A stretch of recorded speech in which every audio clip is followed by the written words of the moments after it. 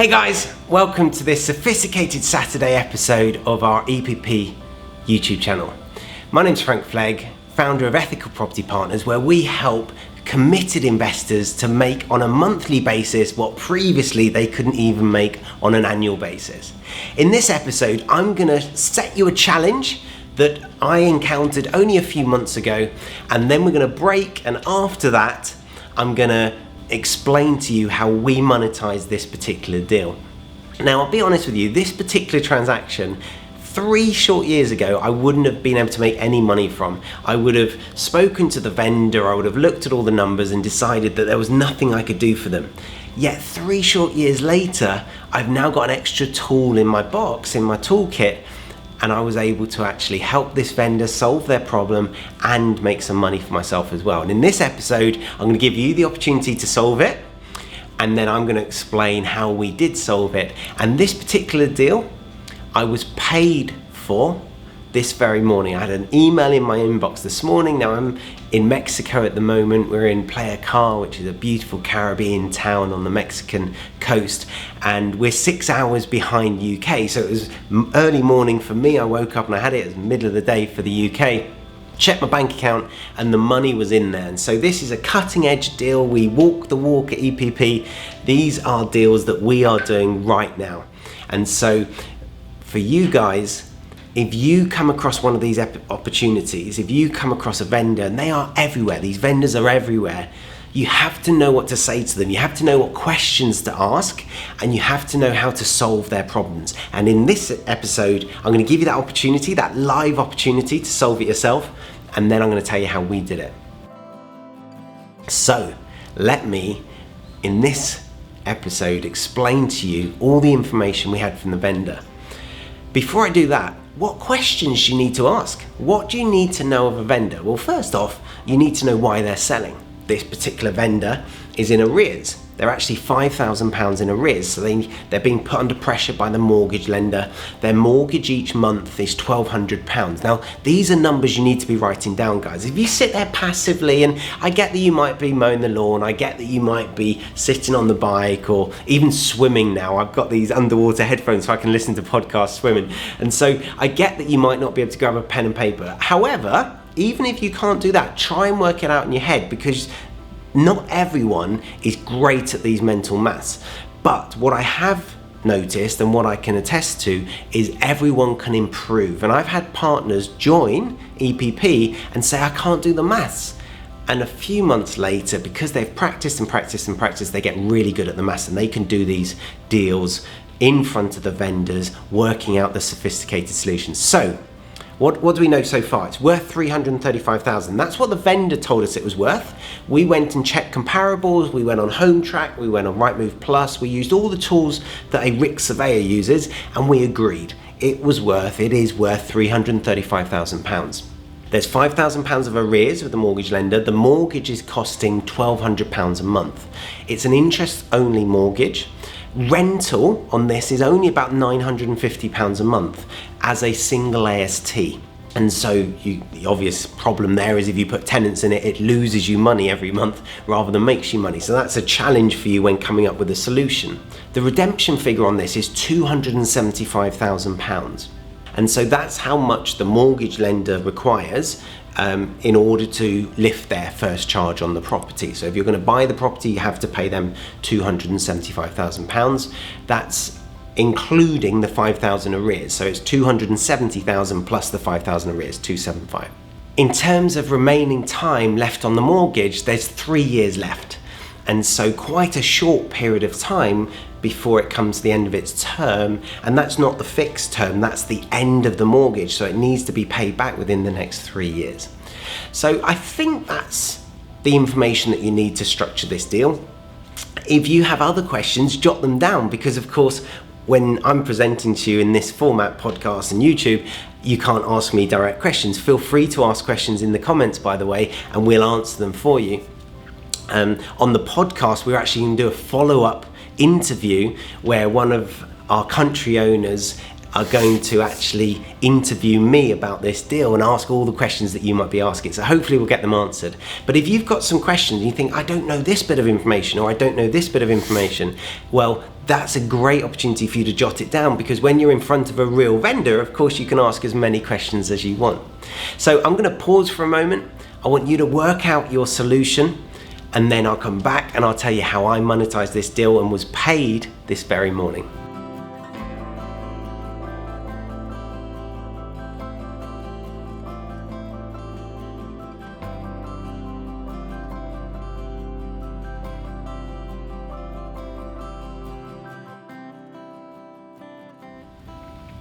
Hi guys, welcome back. So let me tell you how we solved this vendor's problem. Well, if we were to buy it now at 75% of market value, which is how we buy, £335,000 value, that's £251,250 as a buy now price below market value.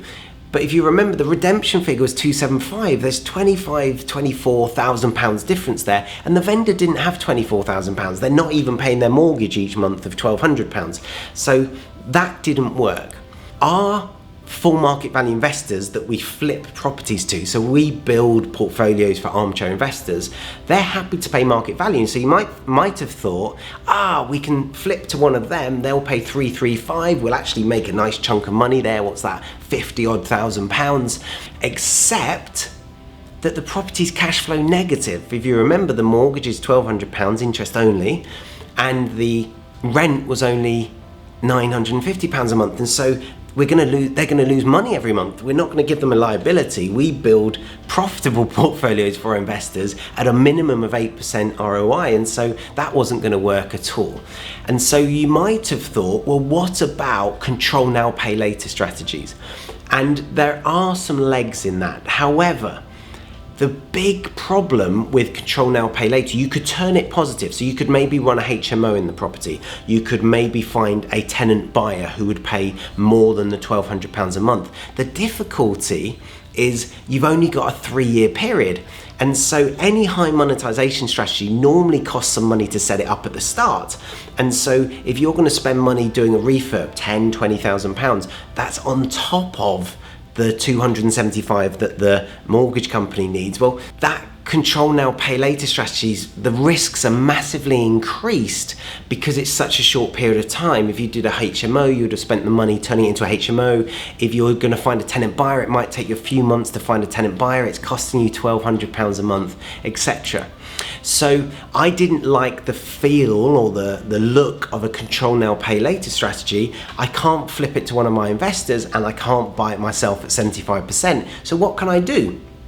Well, this is where the power of being an EPP works, because we are constantly investing in what we call our black book. And these are professionals, they're joint venture partners, they're lenders, they're investors that we can partner with on transactions, that we can employ on transactions.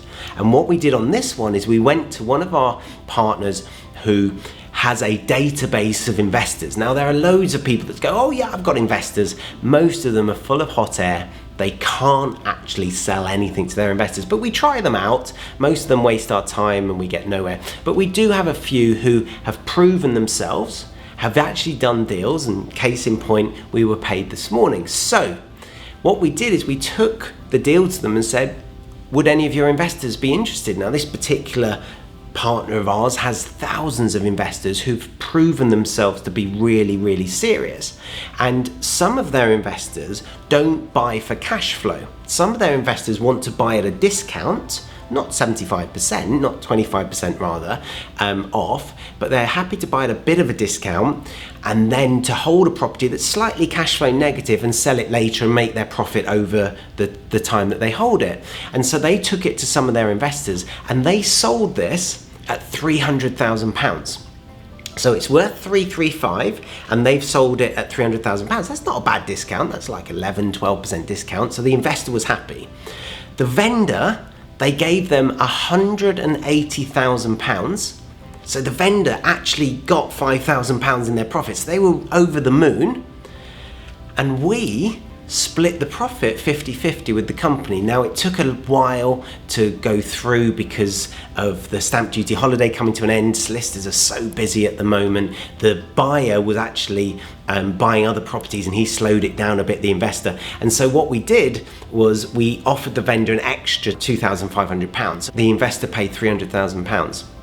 So we had the difference there, which is about £17,500. There were a few costs involved. We ended up with £8,229 in our bank account this morning for literally handing over a name and a number and making an introduction to this company. That was it. All we did was have a chat with the vendor, work out the price, work out what their pain was, work out why they were selling. We had a chat, another conversation with the company and said, look, this is an opportunity, are you interested? We put the two together. They've done all the hard work. It's taken about 3 months because transactions are taking a long time at the moment, especially when you're not the buyer. If you're the buyer, you can buy quicker. But when you've got a third-party investor, you can't force them to go any quicker than they're willing to go. But the company made £8,000, we made £8,000 for just literally a few hours work. And that's the benefit of having a black book of contacts that have proven themselves, that we call them bloodied, that we've tested them with real live deals. They've actually got vendors across the line. So many sources, so many investor contacts of ours know the theory but have never actually done a deal, never actually got deals through. But once you've got a relationship with a company like this and you've tested them and you trust one another, then you can really start to offer transactions like these with confidence. And so that's a great solution on a deal that 3 years ago, 4 years ago, I would have just thrown away. I wouldn't have been able to monetize it. If you came up with that solution, then congratulations. If you didn't, then this has been a great learning opportunity for you. If you're listening on the podcast, then our next episode will be one of our MFAs, our Master Franchise Area Owners, interviewing me about this deal and about why we did do what we did, why we didn't do what we didn't do, and hopefully answering your questions. Until next time, happy investing.